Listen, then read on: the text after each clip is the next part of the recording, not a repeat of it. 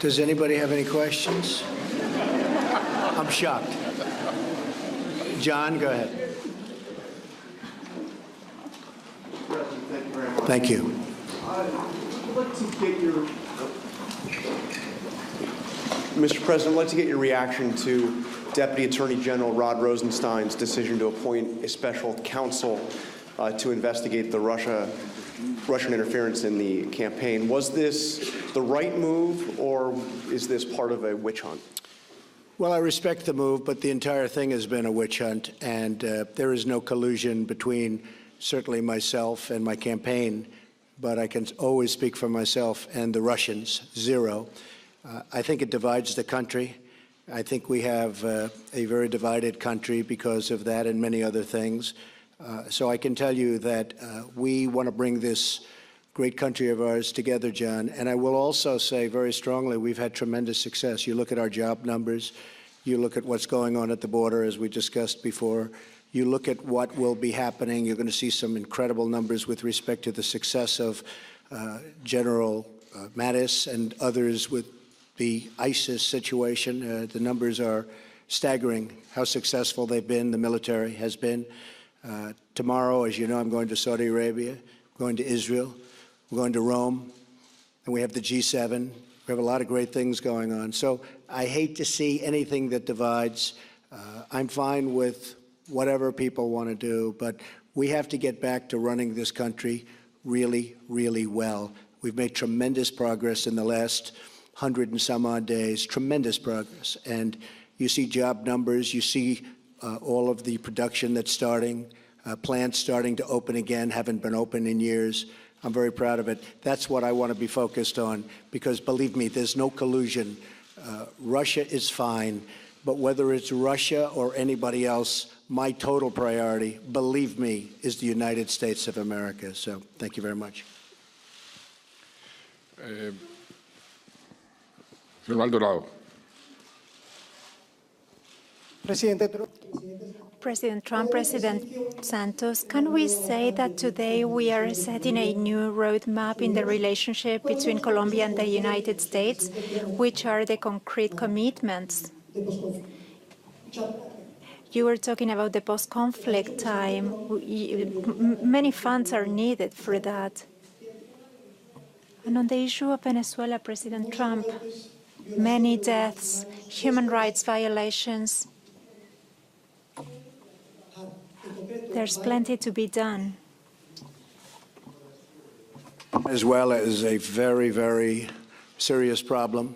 We haven't really seen a problem like that, I would say, Mr. President, in decades, in terms of the kind of violence that we're witnessing.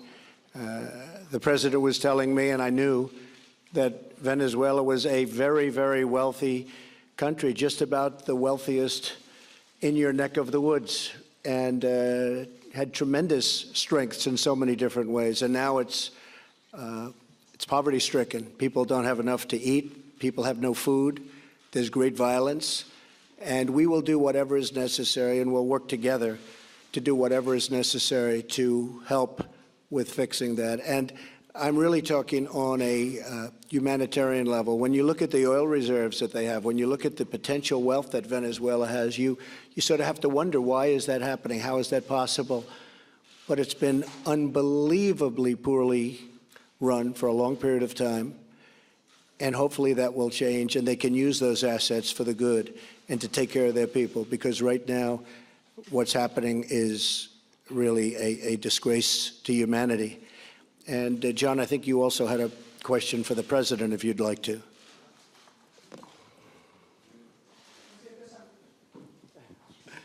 Does he have another one? Yeah. His question about the commitment. Mire, el compromiso. The commitment on President Trump's side and his administration was shown through the approval of the budget, that for Colombia means an increase in the support to fund the post-conflict era. Last night, we received from a very important organization, the Atlantic Council, a report which includes both parties, presided by a Republican senator and a Democrat senator, with a roadmap recommending the governments of the United States and Colombia to follow. This morning, we established this Entrepreneurial Council, United States-Colombia, so that the private sector can also have a voice in that roadmap. This means we are working together on every front that can be convenient for both countries. We will continue to work together. We have ratified that commitment today during our conversation. And as I said before, we have the best of relations with the United States. We are strategic allies in the region, and we will continue to be so. Thank you, Mr. President. President Santos, to you. You heard President Trump say that critical to stopping the flow of drugs into the United States will be the wall that he wants to build on the Mexican border. Do you agree with him? Would that wall be a step, a positive step and a step towards reducing the flow of drugs across the border? I believe that the best way to fight the drug trafficking is by collaborating. This is not a problem of Colombia only or a problem of the United States only. It's a world problem. And we have to all work together. We declared the war on drugs 40 years ago. The world declared the war on drugs, and it's a war that has not been won. So we must be more effective and more efficient. Now, we are doing a very big effort because of the peace process to have a new strategy, carrot and stick.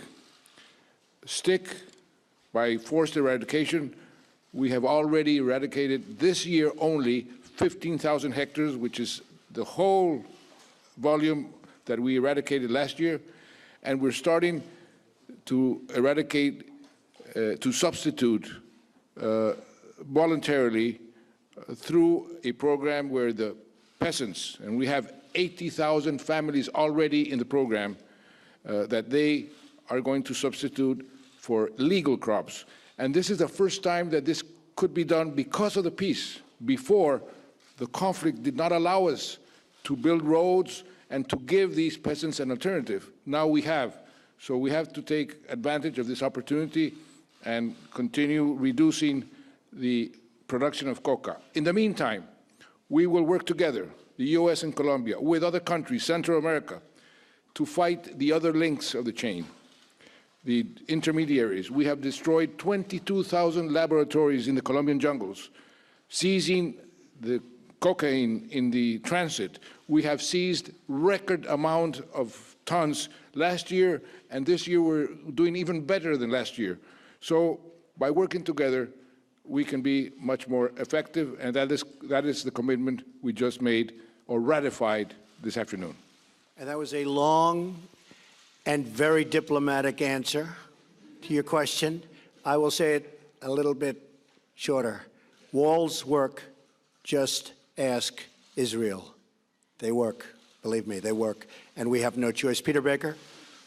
Yes. Thank you, Mr. President. In the light of a very busy news week, a lot of people would like to get to the bottom of a couple of things, give you a chance to go on record here. Did you at any time urge former FBI Director James Comey in any way, shape, or form to close or to back down the investigation into Michael Flynn? And also, as you look back... No. Next question. Next question. As you look back over the past 6 months or year, have you had any recollection where you've wondered if anything you have done has been something that might be worthy of criminal charges in these investigations or impeachment, as some on the left are implying? I think it's totally ridiculous. Everybody thinks so. And again, we have to get back to working our country properly so that we can take care of the problems that we have. We have plenty of problems. We've done a fantastic job. We have a tremendous group of people, millions and millions of people out there that are looking at what you had just said and said, what are they doing? Director Comey was very unpopular with most people. I actually thought when I made that decision, and I also got a very, very strong recommendation, as you know, from the Deputy Attorney General, Rod Rosenstein. But when I made that decision, I actually thought that it would be a bipartisan decision, because you look at all of the people on the Democratic side, not only the Republican side, that was saying such terrible things about Director Comey. Then he had the very poor performance on Wednesday. That was a poor, poor performance.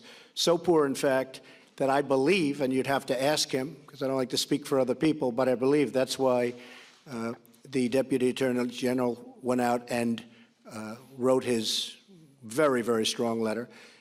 And then on top of that, after the Wednesday performance by Director Comey, you had a person come and have to readjust the record, which many people have never seen before, because there were misstatements made. And I thought that was something that was terrible. We need a great director of the FBI. I cherish the FBI. It's special. All over the world, no matter where you go, the FBI is special. The FBI has not had that special reputation with what happened in the campaign, what happened with respect to the Clinton campaign, and even, you could say, directly or indirectly, with respect to the much more successful Trump campaign. We're going to have a director who's going to be outstanding. I'll be announcing that director very soon, and I look forward to doing it. I think the people in the FBI will be very, very, very, very thrilled. And just in concluding, we look forward to getting this whole situation behind us so that when we go for the jobs, we go for the strong military, when we go for all of the things that we've been pushing so hard and so successfully, including health care, because Obamacare is collapsing. It's dead. It's gone. There's nothing to compare anything to, because we don't have health care in this country. You just look at what's happening. Aetna just pulled out. Other insurance companies are pulling out. We don't have health care. Obamacare is a fallacy. It's gone. We need health care. We need to cut taxes. We're going to cut taxes. If I get what I want, it'll be the biggest tax cut in the history of our nation. And that's what I want. It's going to bring back companies. It's going to bring back jobs. We lost so many jobs and so many companies to countries that are not so far from you, Mr. President. They're very close to you, actually, and to many other places throughout the world. We're going to change that. We're going to have expansion. We already do. You look at what's happening with Ford and with General Motors in Michigan and Ohio. You look at the tremendous number of jobs that are being announced in so many different fields. That's what I'm proud of, and that's what we want to focus our energy on. The other is something I can only tell you. There was no collusion, and everybody, even my enemies, have said there is no collusion. So we want to get back and keep on the track that we're on, because the track that we're on is record-setting, and that's what we want to do, is we want to break very positive records. Thank you. You could ask a question. Ricardo. Oh, sorry. You have another question? For you. Yes, sir, Mr. President. My question is, as someone who led a nation that's really done a lot of rebuilding and had to rebound from an epidemic of crime and drugs over quite a many years, what do you make of Mr. Trump's America First policy? And further, you've had a tough time with conservative radio, sometimes been called a punching bag, and you said you have to persevere. I'm curious if you've given any advice to President Trump on how to do so. I don't think I'm in a position to give any advice to President Trump. He can take care of himself. What we did in Colombia, you quite rightly mentioned it, is persevere. When you know your port of destination, and you know that you're doing the correct thing, you simply have to persevere. And that's what we've done in Colombia, and that's why we were on the verge of being a failed state some years ago, and now we're one of the stars of the region. And that's through hard work, perseverance, and clarity of your objectives. And that's what we have done, and we have to continue, because the trip is not over. Ricardo Ávila.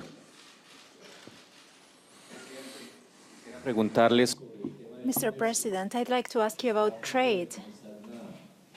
You are about to start the renegotiation of NAFTA. And Colombia, unlike other countries in the hemisphere, has a large trade deficit with the United States. Are you worried about the fact that that could contribute to increasing that trade deficit? Position on the peace process in Colombia. Well, it's been a long process, and it's been a great thing to watch in the sense that the president did a fantastic job. That's not easy after so many years of war.